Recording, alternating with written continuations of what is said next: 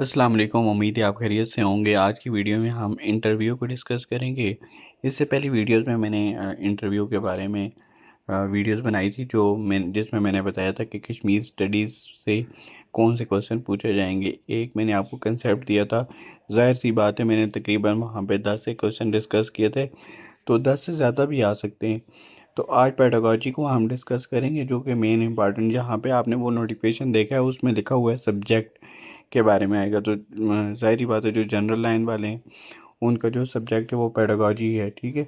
बाकी भी पेडागोजी तो हर किसी में ही है। तो व्हाट इज़ पेडागोजी, इसका आंसर होगा pedagogy refer to the art of science and science of teaching. अक्सर आपने देखा होगा जो एमसीक्यूज होते हैं उसमें भी आता रहता है art and science of teaching. It involves the study of teaching method, including the various strategies teachers use to impart knowledge and skills. Effective pedagogy consider the individual need of learner, मतलब जो सीखने वाला, मतलब जो तालिब इल्म होता है उसकी नीड्स को क्या करती है, कंसीडर करती है। The learning environment and curriculum, ये सारी चीज़ें किस में आती हैं, पेडागोजी में आती हैं। अब ये भी पूछ सकता है what are the principle of effective teaching. आपको ये सारी चीज़ें पता होनी चाहिए। ये जो मैं आपको बता रहा हूँ ना, ये आपको मैं कंसेप्ट बता रहा हूँ, ये सारी चीज़ें आपको पता होनी चाहिए, तभी आप अपनी अपनी टीचिंग मेथड, अपनी जो स्किल्स हैं हम वहाँ पे शो कर सकते हैं। What are principle of effective teaching, active learning, engaging student in hands on learning activities. Active learning मतलब जिसमें बच्चे पार्टिसिपेट करते हैं। Differentiation, adjusting instruction to meet the need of diverse learner. Diverse मतलब मुख्तलिफ जो लर्नर होते हैं उनकी जो नीड्स हैं उनको क्या करना, पूरा करना। स्कैफोल्डिंग, स्कैफोल्डिंग ये अक्सर तुम पूछते भी रहते हैं एमसीक्यूज में भी। स्कैफोल्डिंग ये होती है कि बच्चों को टेम्परेरी सपोर्ट देना, ठीक है, ताकि वो क्या कर सकें, काम कर सकें। इसी तरह के एक ZPD होता है कि बच्चों को सपोर्ट देना ताकि वो कोई काम कर सकें, ये होती है स्कैफोल्डिंग। टेम्परेरी सपोर्ट होती है ZPD। जोन प्रॉक्सिमल डेवलपमेंट जो होती है उसमें ये होता है कि बच्चों को आप सिखाते हैं कि इस तरह से काम करना है, ठीक है। उसके बाद नीचे आते हैं फॉर्मेटिव असेसमेंट। फॉर्मेटिव असेसमेंट ये होती है कि रेगुलरली असेसिंग स्टूडेंट, ये तो आप लोगों को पता ही है, एमसीक्यूज के लिए हम पढ़ते ही है। फीडबैक मतलब ये होगी summative assessment, giving timely and constructive feedback to help student improvement. Next question है how would you describe your teaching philosophy. जो मेन क्वेश्चन है हमारा, ऐसे ही पूछेंगे कि आपकी टीचिंग फिलासफी क्या है, आप किस टीचिंग फिलासफी को प्रेफर करते हैं। ये वाले क्वेश्चन इंटरव्यू में पूछे जाते हैं। वहाँ पे ये चीज़ नहीं पूछा जाएगा जी मुझे ब्लूम की टेक्सानमी सुनाएं या क्रैथवोल के बारे में बताएं। ये आएगा कि आप किस तरह से पढ़ाएंगे। मैंने आपको पहले भी वीडियोस में बताया है। My teaching philosophy is learner centred. Learner centred का क्या मतलब है, जो आपने देखा होगा पुरानी जितनी भी टेक्सान में वो हैं फिलासफीज़ हैं, जिस तरह आइडियलिज़म है, रियलिज़म है, वो किसके गिर्द घूमती हैं, टीचर सेंटर्ड हैं। लेकिन आप क्या बताएंगे कि माई फिलासफी इज़ लर्नर सेंटर्ड। अब आपको लर्नर सेंटर्ड फिलासफी कौन सी है पहले ये भी पता होना चाहिए। जो जितनी भी आपने फिलासफीज पढ़ी हैं ना, उनमें से एक दो जो हैं वो लर्नर सेंटर्ड हैं। I believe in creating a supportive and engaging environment where student feel comfortable exploring new ideas. जहाँ पे बच्चों को क्या लगे जहाँ पे बच्चे नए आइडियाज़ एक्सप्लोर करें। ज़ाहिर बात है लर्नर सेंटर में तो यही होगा कि जो जितनी भी चीज़ें वो बच्चों के इर्द गिर्द घूम रही होंगी। सपोर्टिव एंड एंगेजिंग एनवायरनमेंट होगा। I prioritize differentiated instruction to accommodate different learning style and use formative assessment to monitor progress। तो कौन सी आपने यूज़ करनी है लर्नर सेंटर में, फॉर्मेटिव। फॉर्मेटिव का ये होता है कि आप बच्चों को जो फीडबैक देते हो वो उनकी इम्प्रूवमेंट के लिए होता है। I believe in fostering critical thinking and problem solving skills in. Foster का मतलब होता है उनके अंदर डालना, ठीक है। क्रिटिकल थिंकिंग बच्चों में कौन सी आ जाए, स्किल्स क्रिटिकल थिंकिंग की और प्रॉब्लम सॉल्विंग। ये नहीं कि हम उनको सारे, जिस तरह से आपने देखा होगा कि मैथ की हमें एग्जांपल करवानी चाहिए बच्चों को, क्वेश्चन उनको खुद करने चाहिए। एग्जांपल आप करवाएंगे समझा देंगे, एग्जांपल इसीलिए से होती हैं। नेक्स्ट है हमारे पास, how do you create to different learning style in classroom, how do you cater to different learning style in the classroom. अच्छा जी, इसका जवाब होगा to cater to different learning style I use variety of teaching method. मुख्तलिफ varieties use करूँगा। For visual learner I incorporate short videos diagram. For auditory learner मतलब auditory होती है सुनने वाली लर्निंग जो होती है, I include discussion podcast and lecture. For kinaesthetic learner I use hands on activities मतलब आप खुद से जो बच्चे एक्टिविटीज़ करते हैं, रोल प्लेइंग, ये सारी रोल प्लेइंग मतलब ड्रामा वगैरह होता है। Improvement this multi sensory approach help reach all type of learner. अब देखें इसमें क्या होगा कि चार्ट वगैरह जो आपने बनाए उससे क्या होगा, जिनकी आई साइट वीक है या जिनका विजन में प्रॉब्लम है। मैंने उस दिन आपसे एक क्वेश्चन भी किया था कि डिफरेंट जो हैं एबिलिटीज़ के मालिक बच्चे, उनके को एक क्लास में आप कैसे पढ़ा सकते हैं। तो ये वाला जो है उसका जवाब बनता है कि I use variety of teaching method, visual learning, auditory learning और काइनेस्थेटिक लर्निंग। अगला क्वेश्चन है हमारे पास, why is the importance of assessment in education. Assessment क्यों होती है, मतलब ये जो पेपर होते हैं इसकी क्या इम्पोर्टेंस है, इसका आप कैसे जवाब लिखेंगे। Assessment play a crucial role in measuring student understanding, skills and progress। Assessment क्या करता है, जो स्टूडेंट हैं उनकी जो अंडरस्टैंडिंग है या स्किल्स है या उनकी जो प्रोग्रेस है उसको मैयर करने में बहुत अहम किरदार अदा करता है। It helps identify areas where student need further support. इससे हमें पता चलता है कि बच्चों को कहाँ पे मज़ीद मेहनत की ज़रूरत है। Assessment also inform teacher about effectiveness of their teaching. Assessment ना सिर्फ बच्चों की प्रोग्रेस को बताता है बल्कि टीचर्स को भी बताता है कि उनका टीचिंग मेथड बच्चों को समझ भी आ रहा है या नहीं आ रहा। Guiding them to modify this structure, ये टीचर्स को भी बताता है कि वो अपने जो इंस्ट्रक्शन का मेथड है उसको भी तब्दील करने की ज़रूरत है। Both formative and summative assessment are essential for tracking growth है ensuring student meet learning objective. दोनों फॉर्मेटिव और समेटिव क्या हैं, ज़रूरी हैं। उसके बाद है जी हमारे पास, how do you handle classroom management. ये बहुत ही अहम सवाल है। Classroom management involve creating a structured environment where student feel safe and focused. आपको बच्चों के साथ अच्छी तरीके से रहना है, ऐसा माहौल क्रिएट करना है जहाँ पे बच्चे बिल्कुल भी डरे नहीं। I set clear expectation from start and establish consistent routines. Expectation, ये आपने एमसीक्यूज वाली बुक्स में ही पढ़ा होगा कि पहले से ही एक्सपेक्टेशन जितनी भी होंगी वो बच्चों को बता दें और कंसिस्टेंट रूटीन रखें। पॉजिटिव रीइंफोर्समेंट इज़ टू की encouraging good behaviour while miss behaviour address with logical consequences. Positive reinforcement ये होती है कि बच्चे अगर कोई अच्छा काम करते हैं उनकी तारीफ़ करें, उनको इनाम दें, और जो मिस बिहेवियर होगा उसको क्या करें, उसके जो कॉन्सिक्वेंसेस होते हैं, उसके नतायज होते हैं, उसको क्या करें, एड्रेस करें, बच्चों को बताएं कि इससे आपको ये नुकसान होगा। I also involve student in setting classroom rules to build ownership and responsibility. आपने देखा होगा अक्सर बच्चे क्या करते हैं कि क्लासरूम की चीज़ें तोड़ देते हैं, तो वो उनको ये बताना है कि ये क्लासरूम आपकी है, आपसे बिलोंग करती है, ठीक है, इसकी जो चीज़ें वो आपकी हैं, तो उनको अपनी इसको अपना माने, ऑनरशिप और रिस्पॉन्सिबिलिटी उनमें पैदा करनी है, ठीक है। इंशाल्लाह जिस तरह मैं आपको बता रहा हूँ, अगर आप इस तरह से इंटरव्यू के लिए ये सारी चीज़ें पढ़ लेते हैं, ये पीडीएफ भी मैं भेज दूँगा ग्रुप में। अगर आपने ग्रुप नहीं ज्वाइन किया तो आप डिस्क्रिप्शन से लिंक ज्वाइन करके ग्रुप में आ सकते हैं, ठीक है। तो इंशाल्लाह 30 में से आपके 25 नंबर, अभी मेरी 5-6 वीडियो और आनी है इंटरव्यू के ऊपर, तो आप चैनल लाजमी सब्सक्राइब कर लें ताकि आपको वीडियोस मिलती रहें। तो इंशाल्लाह 30 में से 25 नंबर, 26 नंबर, 27 नंबर इतने आप ले लेंगे, ठीक है।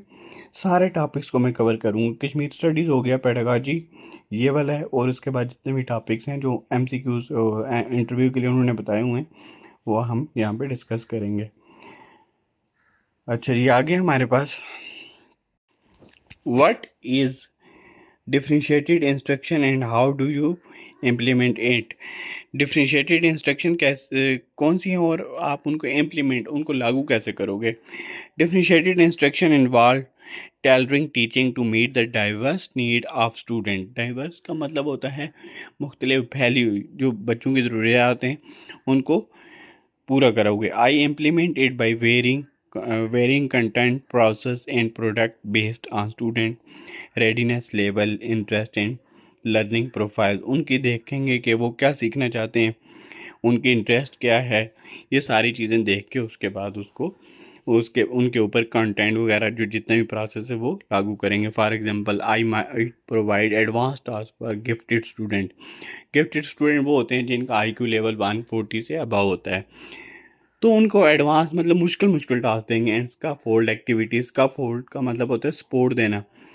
For those needing more support group work and individual project allow for differentiated in both process and outcome. Scaffold activities उनको दूंगा जो क्या करते हैं, जो बेचारे थोड़े कमज़ोर हैं उनको सपोर्ट दूंगा ताकि वो खुद से काम कर सकें। ठीक है। Group work and individual project allow for differentiation both process and outcome. Group work ये होगा कि मुख्तलिफ बच्चे मिल के काम करें और इंडिविजुअल प्रोजेक्ट अलग अलग काम देंगे, उससे भी डिफ्रेंशिएशन हो सकेगी। What role does technology play in modern pedagogy? ये भी क्वेश्चन जो है इम्पॉर्टेंट है। Technology is a powerful tool in modern pedagogy offering new ways to engage student and personalize learning. It provides access to wide range of resources, allow for interactive and multimedia learning experience and can help track student progress through learning management system।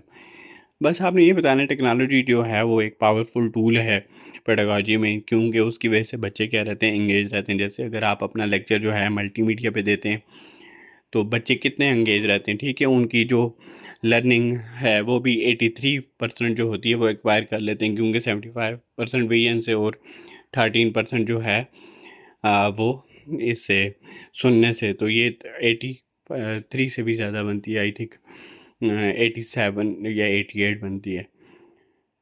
इस तरह से आप बता सकते हैं हम कि technology का बहुत ही ज़्यादा रोल है। I use tools like educational apps, online quizzes and digital collaboration platform to enhance instruction. ये जैसे मैंने आपको बताया कि एजुकेशनल ऐप्स यूज़ कर सकते हैं, बहुत सी ऐप्स हैं, देखें आपने देखा होगा जो बायजूस ऐप है, वैसे इंडिया में पाकिस्तान में भी इस तरह की काफ़ी ऐप्स हैं। How do you promote critical thinking? ये भी इम्पॉर्टेंट है। क्रिटिकल थिंकिंग आप कैसे प्रमोट कर सकते हो? I promote critical thinking by encouraging student to ask question.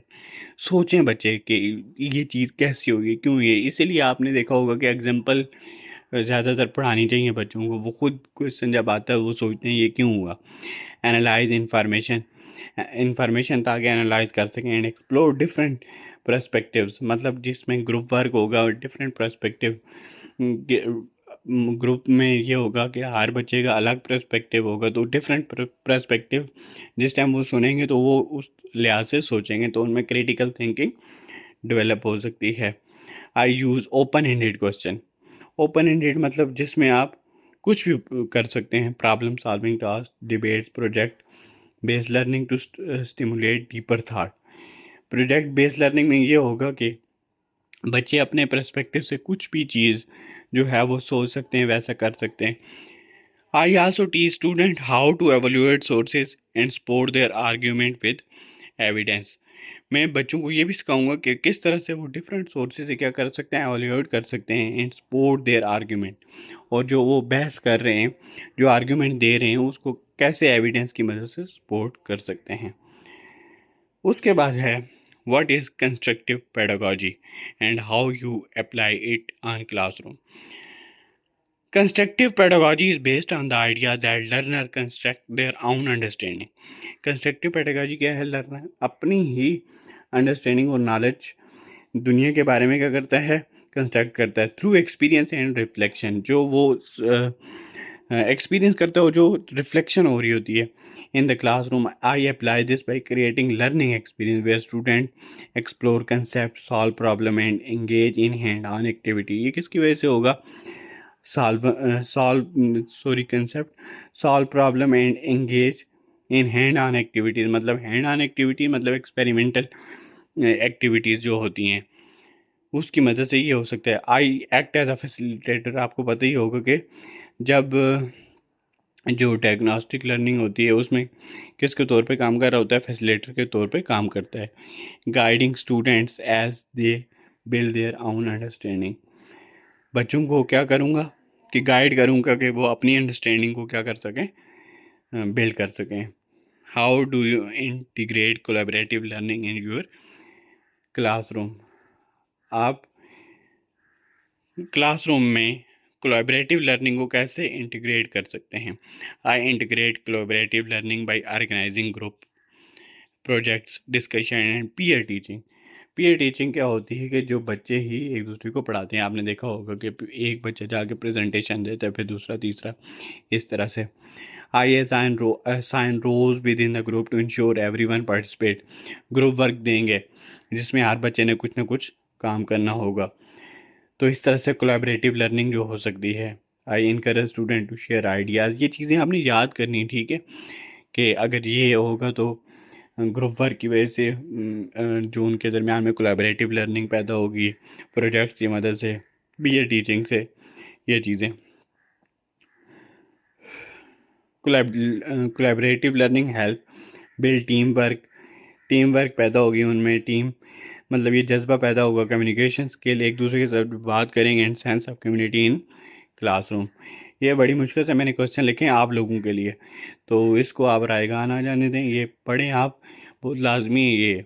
अगर आप इंटरव्यू में सच में ही कुछ करना चाहते हैं, 30 में से करीब 25-26 नंबर लेना चाहते हैं, ऐसा ना हो आप ये वीडियो ना देखें और आपके 5-6 नंबर आए, आपको पता ही ना हो कि एग्जामिनर पूछ क्या रहे हैं।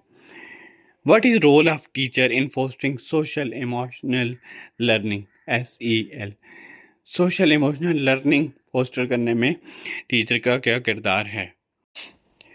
अच्छा जी, what is role of teacher in fostering social emotional learning? Social emotional learning के फ़रोग में, फोस्टर का मतलब होता है फ़रोग, क्या काम है टीचर का? A teacher play a critical role. Critical का मतलब होता है aim in fostering social emotional learning by creating classroom environment that support emotional wellbeing. मतलब बच्चों की जो इमोशनल उनकी कंडीशन है उसको क्या करे, सपोर्ट करे। एम्पैथी मतलब हमदर्दी, positive relationship. I corporate SEL social emotional learning, इसका मतलब है by teaching student to recognize and manage their emotion. अपने इमोशन को क्या करें, रिकॉग्नाइज करें, पहचानें और मैनेज करें, ठीक है। सेट गोल्स, अपने गोल सेट करें। शो एम्पैथी फॉर अदर, दूसरों के लिए क्या करें, हमदर्दी।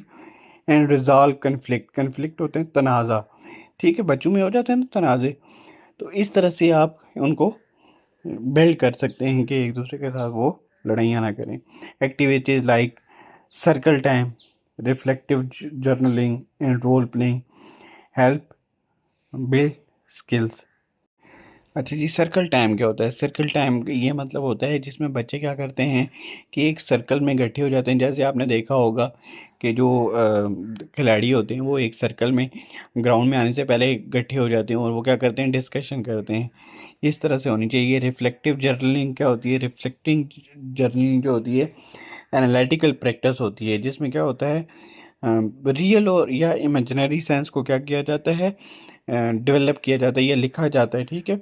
इवन इंट्रैक्शन, बगैर इंट्रैक्शन के किसी चीज़ से, बस आपने रियल या इमेजिनरी कुछ भी लिखना है। रोल प्लेइंग मतलब ये ड्रामे वगैरह जो होते रहते हैं, स्टेज ड्रामे, और ये चीज़ें होती रहती हैं, ठीक है। इस तरह की एक्टिविटीज़ आप करवा सकते हैं किसको, सोशल इमोशनल लर्निंग को फॉस्टर करने में। फॉस्टर का मतलब होता है फ़रोग देने में, ठीक है। ये आज की वीडियो काफ़ी लंबी हो गई है, लेकिन आपने ये क्या करना है, ये पूरी वीडियो देखनी है एक दफ़ा, उसके बाद मैं PDF भेज दूँगा, आप लोग पढ़ें। आप लोगों के लिए ये वीडियो बनाई है, अगर आप लोग पढ़ेंगे नहीं तो फिर कोई भी फ़ायदा नहीं होगा। बार बार ये वाले क्वेश्चन पढ़ें ताकि इनमें से जो आपको समझ नहीं आते उसको आप इंटरनेट से सर्च करें। तो आपका इंशाल्लाह इंटरव्यू बहुत अच्छा होगा। उम्मीद करता हूँ कि आपको वीडियो अच्छी लगी होगी। अगर अच्छी नहीं लगी तो लाइक करके बता सकते हैं, सॉरी कमेंट करके बता सकते हैं।